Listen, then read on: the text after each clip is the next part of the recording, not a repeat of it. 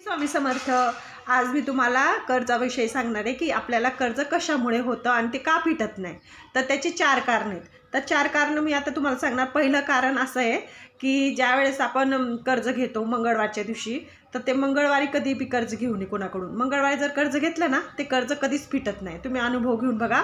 आणि दुसरं कारण आहे, मीठ जे आपण आपल्या घरात आणतो ना, ते मीठ कधी पण मंगळवारी आणि शनिवारी कधीच आपल्या घरी आणू नये. मीठ मंगळवारी शनिवारी जर आणलं ना, तर आपल्या जे पैशाची बरकत असते ना, ती बिलकुल राहत नाही. तर मीठ शनिवारी आणि मंगळवारी तुम्ही आणू नका दुकानातून. आणि तिसरं कारण आहे, आरसा जो असतो ना आपला, तो आरसा कधी पण पूर्व दिशेला नाही लावायचा. पूर्व दिशेला जर लावला ना, तर आपल्या घरात भयंकर वास्तुदोष निर्माण होतो. त्याचं पण तुम्ही अनुभव घेऊन बघा लागल्यास. आणि चौथं कारण आहे, डस्टबिन असतो तो कधी पण आपल्या मेन डोअरजवळ ठेवायचा नाही. मेन डोअरजवळ जर ठेवला ना, तर लक्ष्मी उलट्या पायाने बाहेर जाते. म्हणजे आपल्या